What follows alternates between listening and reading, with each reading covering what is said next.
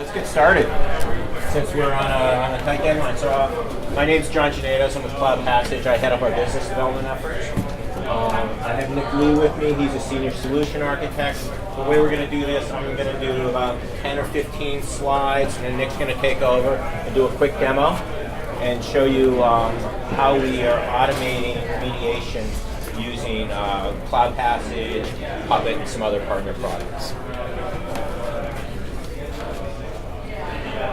So real quickly, just a little bit about us. We were founded in 2010. I'm sure you guys can read the slide. We focus primarily on the enterprise. So these are the largest of the large companies in the worldwide United States. We're venture backed. We're based here in San Francisco with 100 or so customers. The usual, not the usual logos, but the NASCAR slide showing some of the companies we work for. I won't belabor this slide. I wanted to start with this. So this is our view of what eventually, and even today in the present, a modern application looks like, right? It's going to be a mix of web services from Amazon or other cloud providers. You're going to have virtual machines, EC2 instances. You'll have containers. You'll have S3 buckets. Eventually, you'll have serverless, and there's probably on-prem workloads as well. So using this as our design point when we got started in 2010, looking forward to this, we understood that the enterprise is going to need solutions that would work in any of these environments or in any infrastructure. And so we compare that with, the traditional app environment, right? The traditional app environment, you could lock down, it was homogeneous, you had a lot of control. You move to the modern app environment, you may not even own your infrastructure. You probably don't own where your services are. You're dependent on companies like AWS to provide services to you. You don't have perimeters anymore. Just a number of challenges for the security professional. And so we use that as the starting point for the design of Halo. And Halo is our on-demand security automation solution. And so what we did at CloudPassage is we located ourselves, of course, in the center of the Venn diagram. But what we started with when we first came out were protecting the infrastructure, the servers and the workloads, the virtual machines. Over time, we've added containers. So now that, single platform, you're getting both VMs and containers. And then we're about to add public cloud services, which give you the Cisco functionality. And with all of this, in this one platform, single pane of glass, you'll be able to see basically all the assets you have that make up a current network, will make up your application. And you'll be able to understand what the issues are on those assets, and more importantly, how they can inform one another, and then how to take remedial actions to fix any potential issues. So that's where we see ourselves. The way this works is, it's a single platform. This is a hosted platform in AWS. Provides server security, the container security, and the cloud security. There's a REST API across all of this. When we think about automation, we think about it in really two different ways. One way is everything should be able to be integrated. So there's API across everything we do. We're an API-first company. There's an administrative portal that connects to the platform, basic web browser stuff. Again, built on the API, so anything you see in our user interface is available through our API. And then the rest of the API, this goes back to our automation story, are ecosystem integration. So we integrate with all the major SIEMs, Splunk, QRadar, ArcSight, Sumo Logic, you name it. We have integrations with the configuration management and orchestration tools, the Puppets, Chefs, and Ansibles of the world, DevOps tools, Jenkins, Jira, Git, you name it. We have those integrations. And that's all around being able to automate existing workflows that you may have and to take advantage of investments you may already have in your tooling. We want to fit into the environment and be a good citizen in the environment. The other way we think about automation is when you think about auto-scaling, if you need to burst out and start to spin up VMs or containers or whatever, you want to be part of that environment as well. So we've designed the system so that if, let's take for example, say there was a marketing campaign, you have a lot of load, it's hugely successful, and you have a lot of load on the environment, and you need to spin up another 200 web servers, basically, overnight. We will scale right up alongside you. You can do this all without any human intervention. So, what do? We think of it in terms of, we sit here in sort of the shared responsibility model, right? On the left-hand side, and then we help prevent, detect, and respond. So, basically, if you think about it, it's another way to view what we were just talking about. So we will look at your workloads, your containers, your cloud environment, and make sure that it's secure, that the configurations are what you expect them to be. We will look for software vulnerabilities. We'll look at user accounts and running processes on the local VMs. All these things that you need for prevention give you visibility into the hosts. We'll detect anything that you're not expecting. So, for example, if there's a file system changes in some way, we have a file integrity monitoring functionality. We'll notify on that. So any indicators of compromise, we will alert on all of these. And then finally, in terms of responding, as we said, we integrate with the SIMs and the ticketing systems, and we can even do some automated responses. It really depends on how the customer wants to implement their business logic.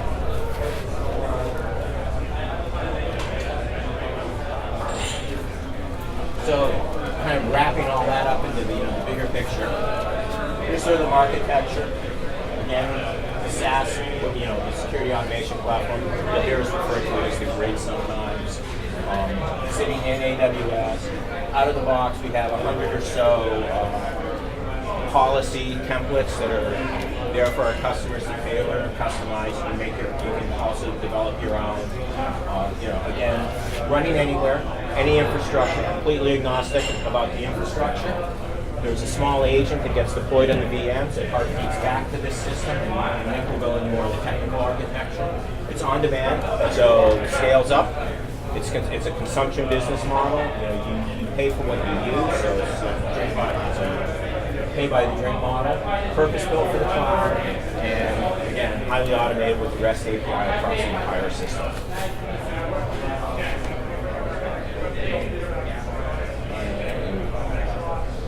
This is just kind of when we think about DevSecOps, this is sort of the way we think about automation there. The agent's deployed, activates, runs in user space, activates on the VM, starts the heartbeat to the system. 2, if you're using it, we have some firewall functionality. If you're using the firewall functionality, we'll actually configure the local firewall at that point for communication. Then it starts to scan the OS for vulnerabilities and configurations, and it will continuously monitor. Right? So since we're on the host and we're providing visibility into those hosts, we can continuously monitor what's happening on those hosts. 4, configurations are scanned, again, monitored continuously. This is where we do the file system checks. We will hash the file system for file integrity monitoring. We monitor all of that. Finally, the network traffic. This all happens within about 90 seconds from activation time. No human, right? Completely automated. And then just sort of wrap up when we think about how we're different. We're portable. You can move workloads in from one infrastructure to another infrastructure. The policies are portable across the infrastructure. We're scalable. We have customers running 40, 50, up to 100,000 workloads in our multi-tenant grid. And we also auto scale as necessary. Fast, just so 90 seconds. Deployment can be done in an afternoon. We have customers who are up and going in a matter of a couple hours, and then automated and built in. The whole point of this is, as security professionals, you're not getting more resources, right? Your DevOps guys are going faster and faster. If you want to keep up, you're going to need to automate. Now, I've talked a little bit. I'm going to hand this over to Nick. We like the demo at the end of the day. we like to show people rather than just listen to me talk about this thing. So I'm going to let Nick show you. He'll take you through a couple slides, and then he's going to give you a demo of the automatic remediation. So I do have a couple of slides that I could have showed, but we are running out of time, so I'm going to straight jump into the demo. If that is okay with you guys? Yeah, that's what I thought. So what I'm going to show you here today is we're going to show you the portal view of our product and how I integrated this product with a Puppet to automatically remediate the software vulnerability that you may have in your server. Okay. So in here, as you can see, this is a portal. Once you subscribe our service, we give you ID. You guys create ID and password, and you start coming in and creating the server groups. So what that server group means is in here. And we have Acme Enterprise. You may have a development side, production and staging. Within production, you may have app servers and database servers. This is a very simple view, but you could have a lot of different ways of doing it. And you will be applying the security policies per server group. Right? So for example here, if you have an application server running in your production environment, you probably want them to look alike, or maybe the identity, right? And you will create a configuration policy and say, hey, that application server should look like this. Or the files on that application server, I want to know if something gets changed, right? And change the firewall policy so that we can do the micro-segmentation on that application server. So we could do that on the server, the virtual machines. Doesn't matter if it is on-prem or AWS, we support any environment at any scale. And you could do that with your container environment. So when I say container environment, it's not just a container itself. Because take a look at this. If you have a bunch of a container running on a container host, and you do not protect your host, what happens? Your container is running on the vulnerable, the host level, right? Host. So what we're saying is this: hey, you have a virtual machine, let us help you. You have a container, let us help you at the same time. Let's protect those container hosts. That's what we're going to do for you guys. At the same time, you probably are using ECR and ECS in AWS, or many other stuff, EC2 instances. So what we're going to do is, let us find out if you're using AWS properly. Using the CIS benchmark, we'll tell you, hey, by the way, you have this root user account that has been exposed to every developers in your in your company. Or the root account has an API key that is being shared by every application that you guys are using. Those are things that we'll pick it up and it will tell you. So not only the server, with the server, container host, and the AWS or other cloud, the security as well. Right, so I talked a lot in here. So what I'm going to do here is, as you can see, let's click on here. And if you look at the vulnerabilities here, we say, hey, there's a 28 vulnerabilities that we found, right? Why is that important? You might be saying, hey, you know what? I may have some Python vulnerability, but this server is not based in Django. It's not a web services, so I don't really care. And guess what? The next person who joins in your team might see this, and he might be running something in Python, right? There's no guarantee what's going to happen in the future. Do you remember what happened in Equifax last year? 2-month-old vulnerability got them. If there was a way to automate that vulnerability patch, right, maybe they would not have had that breach. So what I'm trying to do here is this. That information here, 28 count on two servers, so probably 14 vulnerabilities per server, right? So I've created a demo web page because, at the end of the day, what I want trying to show you here is how easy it is to integrate our product with a third-party tool. So from our point of view, hey, here are the vulnerabilities that we found, right? And there are 2 servers with this set of the vulnerability. What if all I need to do is, hey, I talked about Python here, so let's click on the Python, and let's go and fix the issue. What does it do at the back end? It will use an API and call Puppet and say, hey Puppet, on these 2 servers, I want you to go and update that Python package, right? And it will update them using the Puppet task, right, Matt? And what we will do here is, and we'll use a Puppet to go and update them, and it will show as a job on Puppet here. As you can see, 76.3, job details, we're updating the Python part, and it was successful. We don't stop there. That latest version of the software package may have a new vulnerability, so we need to go and check on that, right? So right after the upgrade is done, we'll call another API to us and say, hey, go and scan that server and see if that vulnerability is disappeared, one, or the new version, is there a new vulnerability? If not, that's great. If so, what sort of vulnerability do we have? That's all automated here. So going back to our portal, remember all these issues that we had? So I'm going to refresh that. And let's go back to let's go to scans here. I want to show you how the scan is working.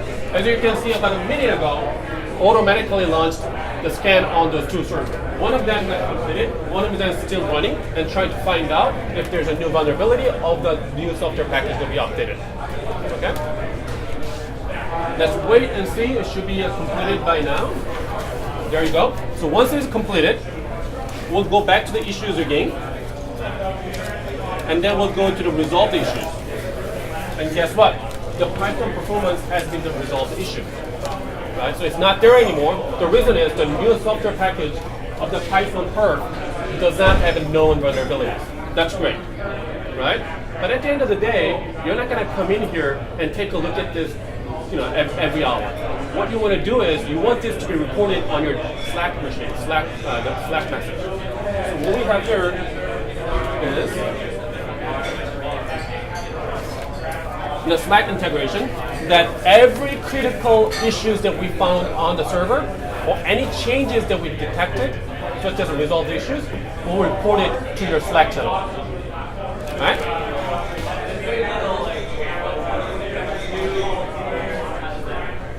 And all that stuff in here, as you can see, the Dawn daemon will start, our daemon will start importing, explaining, hey, there's a new software package found, here's a new issues. And if you want to go and use the Slack channel to do interactive access with us, and say, hey, Donbot, and we have an interactive session with the Slack, and Donbot is our session that will do all this help with us. So it says, hey, list all servers that we manage, right?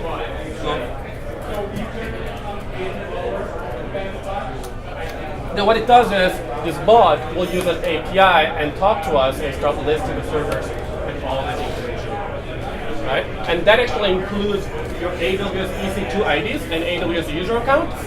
So if you're a security people, by having that identification number, you can actually tell your operation people and say, hey, by the way, under that AWS account, on this instance ID, I just fixed an issue with the software vulnerabilities. But next release, make sure we are using the latest version of the Python perf. Or I will go and talk to the Puppet manager and say, hey Puppet, we should have a new manifest, including the newest version of the Python perf. Because we just fixed it, we don't want to have lower version again. Right? So at the end of the day, what we're trying to do here is we're showing you integration with the Slack, Puppet, and an API calls, and Python script, and with a web page. But what I'm trying to say here is that automate your security, right? Because DevOps people have figured it out 5 years ago. And they're going like 200 miles an hour. And it's very difficult for you to stop that changes and say, you guys, you're not launching anything until we go through that change management at 3 p.m. on Wednesday. I can guarantee you that people are not going to show up because they're going to make the changes by themselves. But if you can tag along with that DevOps pipeline by having our agent installed on those servers, if they make any changes or if they spin up a new servers, you'll be the first one that will get notified. And you know exactly what's happening on the server. On the DevOps side, they don't need to know what's happening because you have complete control over what's inside of the server and what is happening. Okay? And I'm sure there are a lot of other partners here today, and there's a lot of things happening in RSA. But since last year, everything that we talk about in security is how can you automate this. That's what we focus on. We're a security company who speaks DevOps language, and we understand what your problem is. We had a very short demo here. Hopefully, this delivered what we wanted to show you today. If you have any other questions, we have a booth downstairs, and I can do a lot of other demos as well as you know. Okay? Thank you, guys.